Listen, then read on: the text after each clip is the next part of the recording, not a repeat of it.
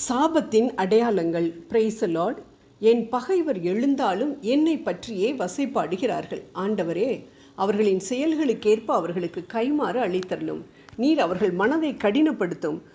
சாபம் அவர்கள் மேல் விழச் செய்யும். புலம்பல் 3வது அதிகாரம் 63 முதல் 65 வரை உள்ள இறை வார்த்தைகள். இங்கு மனவேதனையோடு ஒருவர் மற்றவரை சபிக்கச் சொல்லி ஆண்டவரிடம் ஜெபிப்பதை பார்க்கிறோம். இப்படி ஜெபம் பண்ணுபவர் உண்மையிலேயே குற்றமற்றவராயிருந்தால், ஆண்டவரின் பிள்ளையாயிருந்தால், நீதிபரர் இயேசு அவருக்காக நிச்சயம் வழக்காடுவார். அவரை குற்றம் சாட்டியவர்கள் நிச்சயம் சபிக்கப்பட்டு நிம்மதியின்றி வாழச் செய்வார். அநேக மக்கள், கிறிஸ்தவர்களும் கூட, தங்கள் வாழ்வில் இருக்கும் சாபங்களையும் அதன் விளைவுகளையும் அடையாளம் கண்டுபிடிக்காததால் சாப விடுதலையை தேவனிடம் தேடாமல் சாப பிரச்சனைகளை தீர்க்க முடியாமல் தவிக்கிறார்கள். அதனால் சாபங்களை அடையாளம் காணுதல் மிக மிக அவசியமானதொன்றாக கருதப்படுகின்றது. அத்துடன் அச்சாபங்கள் நம் வாழ்வில் வந்ததற்கான காரணத்தையும் கண்டுபிடிக்க வேண்டும். அதன் பின்பு அதிலிருந்து விடுதலை பெற வழியை தேடிட வேண்டும். நமது சாபங்களுக்கு பரிகாரமாக இயேசு நமக்காக சிலுவையிலே சாபமாக்கப்பட்டார். இந்த சத்தியம்தான் நமது சாப விடுதலைக்கு அடிப்படை. வேறு எந்த அடிப்படையையும் தேவன் சாப விடுதலை அடைய நியமிக்கவில்லை. சாபம் இருக்கிறது என்பதை கண்டுபிடிக்க அடையாளமான அறிகுறிகள் என்ன? நீங்கள் தகுதியுடையவராயிருந்தும் விடாமுயற்சியுடையவராக இருந்தும் முன்னேற முடியாமல் உங்களுக்கு எதிராக ஒரு சக்தி உங்களை தடை செய்வதை உணர்ந்தால் அது சாபத்தின் அறிகுறி. சாபத்தின் சக்தி உங்களை முன்னேறவும் விடுவதில்லை, அதே சமயம் உங்களை பின்னோக்கி இழுத்துச் செல்லுகின்றது. எந்த திசையை நோக்கி போக வேண்டாம் என்று நினைக்கின்றீர்களோ அந்த திசையை நோக்கி போக சாபத்தின் சக்தி உங்களை வலுக்கட்டாயப்படுத்துகின்றது. உங்கள் விருப்பத்திற்கு எதிராக உங்களை இழுத்துச் செல்லுகிறது. உங்களை எதிர்த்து நிற்கும் இந்த சூழ்நிலை உங்களை சூழ்ந்து எப்போதும் இருப்பதை உங்களால் உணர்ந்து கொள்ள முடிகின்றது. இதிலிருந்து பூரண விடுதலையை பெற இயலாமல் இருப்பதையும் உங்களால் புரிந்து கொள்ள முடிகின்றது. இப்படிப்பட்ட தன்மையுடைய நிகழ்ச்சிகள் மாறி மாறி திரும்ப திரும்ப உங்கள் வாழ்க்கையில் நிகழ்ந்து கொண்டே இருக்கின்றன. இதை தான் நாம் ஃப்ரஸ்ட்ரேஷன் என்று சொல்லுகின்றோம். இதன் பொருள் செயல் குலைவு, காரியம் கைகூடாமை, காரியம் வாய்க்காமல் போகுதல் என்று சொல்லலாம். நமது லட்சியத்தை அடைய முயற்சி எடுக்கிறோம். அதை பெற நமக்கு எல்லா தகுதியும் இருக்கிறது. இருப்பினும் முன்னுக்கு பின் முரணாக ஏதோ ஒரு தவறு, அசம்பாவிதம் நடந்து காரியம் கைகூடாமல் போய்விடுகிறது. இதுவே சாபத்தின் முதன்மையான அடையாளம் ஆகும்.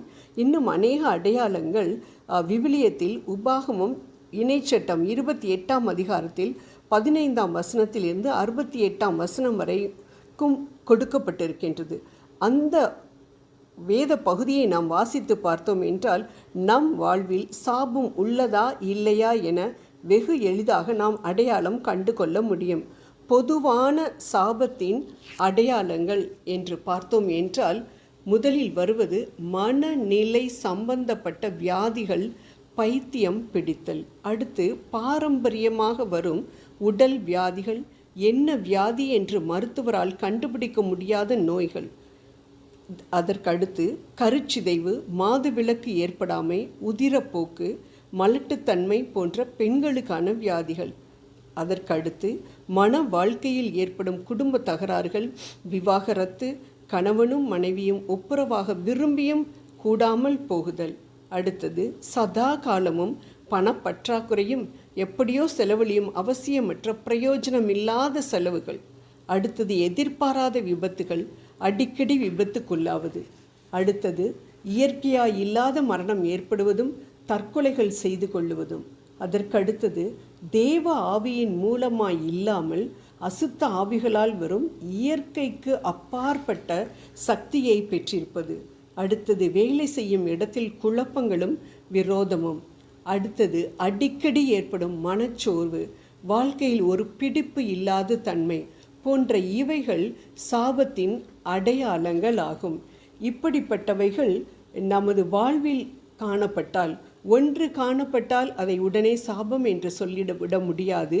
ஆனால் இவற்றில் அநேக காரியங்கள், அடையாளங்கள் நமது வாழ்வில் காணப்பட்டால், நமது வாழ்விலோ அல்லது பரம்பரையாகவோ காணப்பட்டால் அது சாபத்தின் விளைவு என்று நாம் கண்டுகொள்ள வேண்டும். ஜெபம் செய்வோம். அன்பின் ஆண்டவரே, உங்களுக்காக சாபத்தை சுமந்தவரே, எங்கள் வாழ்வில் இருக்கும் சாபங்களை நாங்கள் அடையாளம் கண்டுகொள்ள தேவையான ஞானத்தை கொடுத்தருளும். இவ்வாறாக சாபம் எங்கள் வாழ்வில் நுழைய நாங்களோ அல்லது எங்களது முன்னோர்களோ காரணமாயிருந்தால் அவற்றிற்காக மன்னிப்பை கேட்கிறோம். மன்னித்து எங்களை சாபத்திலிருந்து விடுதலையாக்கும். ஆமேன்.